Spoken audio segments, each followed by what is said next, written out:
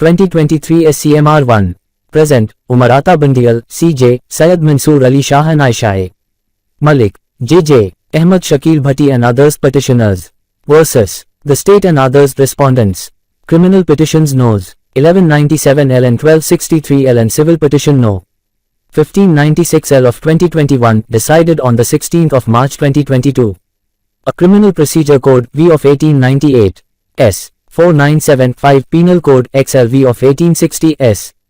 489F Constitution of Pakistan Art.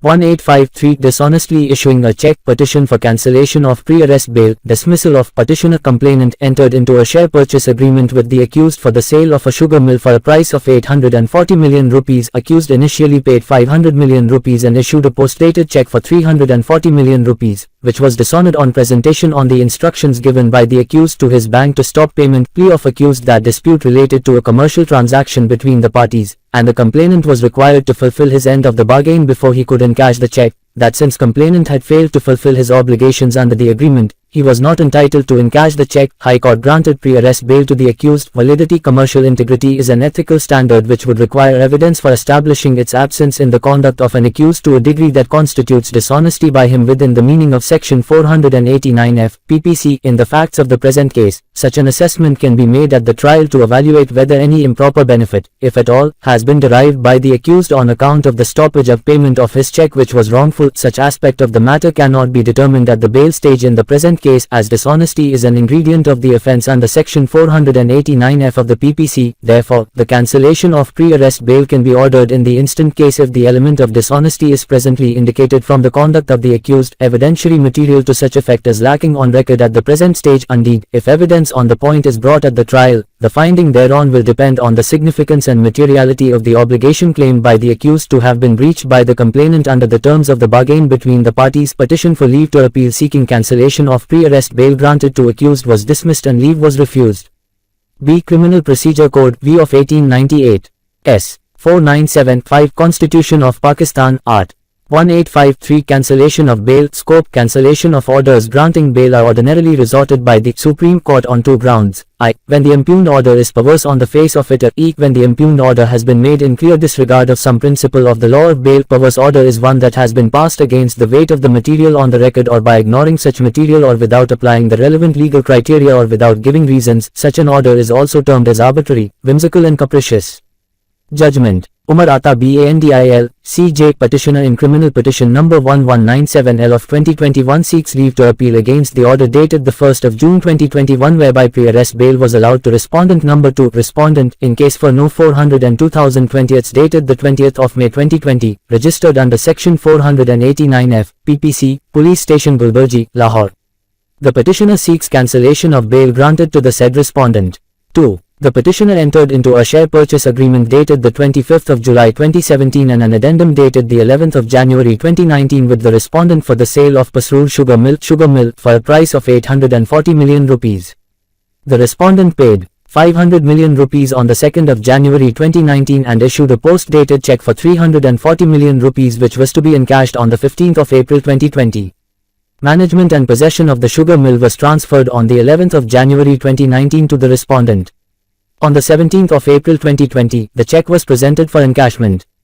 However, it was dishonored which led to the registration of No. 402/2020 dated the 20th of May 2020 under Section 489F, ppc by the petitioner against the respondent. The learned counsel for the petitioner argued that the check was dishonored on the instructions given by the respondent to his bank to stop payment.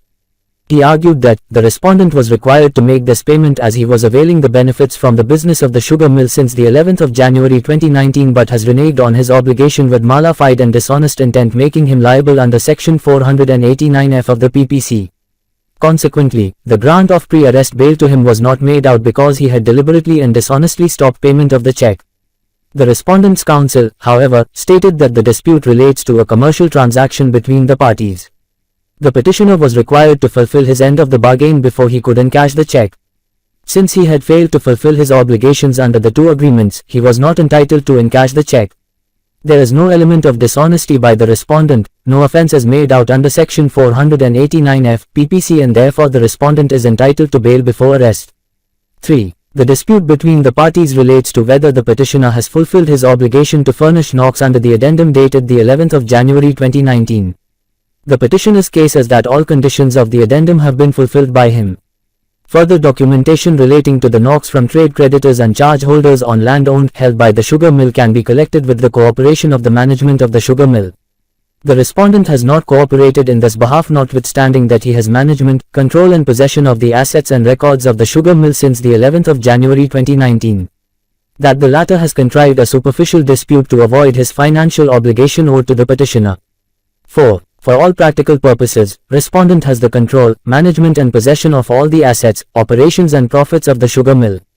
There is no complaint by him that any person whose NOC is awaited under the addendum dated the 11th of January 2019 has disturbed the peaceful operation of the sugar mill since the 11th of January 2019. Yet the respondent has not paid the balance sale consideration of 340 million rupees, which is overdue since the 17th of April 2020 when his check was dishonored. We are also informed that the parties are engaged in civil litigation, including proceedings under the Arbitration Act, 1940, wherein the petitioner seeks payment of the balance sale consideration. Meanwhile, the respondent continues to operate the business of the sugar mill, indicating that he is drawing benefit, advantage or profit therefrom. 5. In the above background, the High Court arrived at the prima facie view that the petitioner complainant was in default of his obligations under the agreements and therefore the fur lodged by him against the respondent was mala fide. Accordingly, by the impugned order dated the 1st of June 2021, the High Court admitted the respondent to pre-arrest bail. 6. The petitioner has invoked the appellate jurisdiction of this court for the cancellation of bail granted by the High Court to the respondent. The gist of the petitioner's argument is that the respondent has withheld the balance sale consideration of the sugar mill without any substantive ground for deriving greater business advantage against partial payment of his investment. No instance is cited when the respondent has been obstructed, interfered or harassed in the operation and business of the mill for the last 3.5 years since the 11th of January 2019 by any person whose NOC is being demanded by the respondent. Nor has the respondent claimed that he and the sugar mill management have cooperated with the petitioner to secure the desired NOx. Yet the petitioner remains out of pocket of 340 million rupees. 7. In essence, the petitioner alleges lack of commercial integrity on the part of the respondent, who continues to derive benefit from the bargain whilst refusing to perform his reciprocal obligation on textual grounds.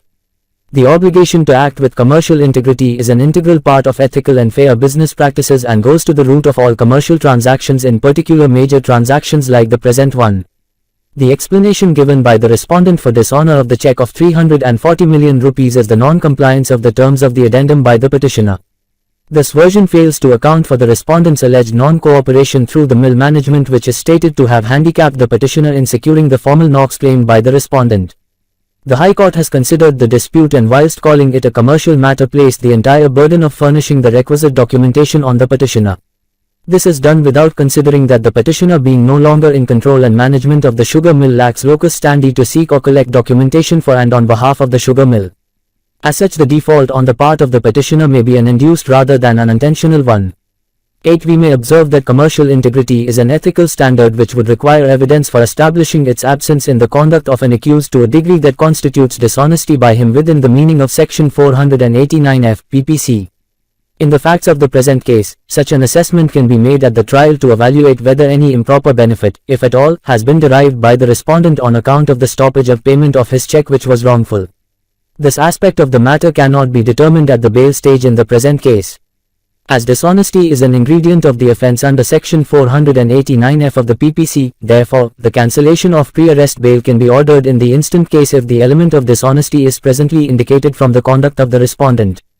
Evidentiary material to such effect is lacking on record at the present stage. Indeed, if evidence on the point is brought at the trial, the finding thereon will depend on the significance and materiality of the obligation claimed by the respondent to have been breached by the petitioner under the terms of the bargain between the parties. 9. The scope of interference to be made against the grant of bail by this court in its appellate jurisdiction is well settled and hardly needs reiteration. Cancellation of orders granting bail are ordinarily resorted by the court on two grounds: I. When the impugned order is perverse on the face of it, or E. When the impugned order has been made in clear disregard of some principle of the law of bail. A perverse order is one that has been passed against the weight of the material on the record, or by ignoring such material, or without applying the relevant legal criteria, or without giving reasons. Such an order is also termed as arbitrary, whimsical and capricious. None of these grounds for cancellation of bail are attracted in the present case. Consequently, we are not inclined to interfere in the impugned order of the High Court. Accordingly, leave to appeal is declined in criminal petition number 1197L of 2021 and it is dismissed. 10. Criminal petition number 1263L of 2021, preferred by the state against the same impugned order and seeking cancellation of bail granted to the respondent, is also dismissed and leave refused. 11. Learned, counsel for the petitioner does not press civil petition number 1596L of 2021, which is accordingly dismissed.